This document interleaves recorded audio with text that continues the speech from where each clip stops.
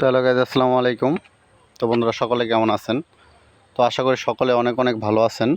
তো আজকে আবার আপনাদের মাঝে চলে এসেছি নতুন একটি ব্লগ ভিডিও আপনাদেরকে উপহার দিতে। আর এরকম ব্লগ ভিডিও আমি কিন্তু আমার চ্যানেলে প্রতিনিয়ত আপলোড করে থাকি এবং আপনারা তা উপভোগ করেন। তো আজকে আমি আপনাদের মাঝে বিস্তারিত আলোচনা করব।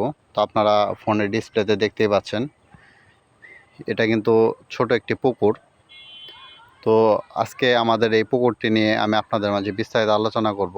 এই পুকুরে কী কী মাছ চাষাবাদ করা হয়ে থাকে এবং এই পুকুরের গভীরতা কতটুক, এবং মাছ চাষ একটি লাভজনক ব্যবসা, কিভাবে আপনি মাছ চাষাবাদ করলে লাভবান হতে পারবেন। তো সকল কিছু আজকে আলোচনা করব এই ব্লগ ভিডিওর মাধ্যমে। তো এই জন্য আজকের ব্লগ ভিডিওটি কিন্তু খুবই একটি গুরুত্বপূর্ণ ব্লগ ভিডিও। তো অবশ্যই ভিডিওটি স্কিপ না করে সম্পূর্ণ ব্লগ ভিডিওটি দেখার চেষ্টা করবেন। আশা করি আপনাদের অনেক ভালো লাগবে এবং আপনারা চাইলে আজকে এই ব্লগ ভিডিওটি দেখার মাধ্যমেও কিন্তু আপনারাও কিন্তু মাছ চাষ করতে পারবেন। তো এই যে দেখতে পাচ্ছেন, এটা হচ্ছে আমাদের নিজস্ব পুকুর এবং কি এই পুকুরের পাড়গুলো কিন্তু অনেক উঁচু। তো উঁচু করার একটি কারণ হচ্ছে যাতে বন্যাকালীন সময়ে বন্যার পানি ভিতরে প্রবেশ করতে না পারে। তো ভিতরে যদি বন্যার পানি প্রবেশ করে তাহলে কিন্তু আমরা যা মাছ চাষ করব তো এই মাছগুলো কিন্তু বন্যার পানির সাথে কিন্তু বাইরে চলে যাবে। তো তখন কিন্তু অনেক ক্ষতিগ্রস্ত হতে হবে। তো এই জন্যই এই পাড়গুলো কিন্তু উঁচু করে কিন্তু তৈরি করা হয়েছে।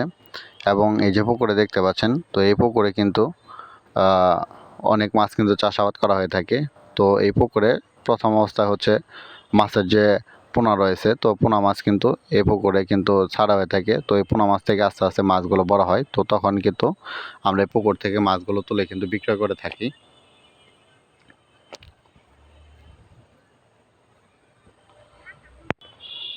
তো মাছ চাষাবাদ করার আগে অবশ্যই নিয়মকানুনগুলো জেনে তারপরে মাছ চাষ করবেন, তাহলে আশা করি আপনিও লাভবান হতে পারবেন।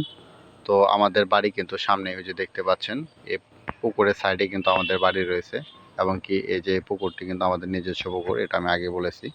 তো বন্ধুরা, যারা আমার চ্যানেলে ব্লগগুলো দেখছেন তাদের অসংখ্য ধন্যবাদ। আবারও দেখা হবে নতুন কোনো একটি ব্লগ ভিডিওতে। আসসালামু আলাইকুম।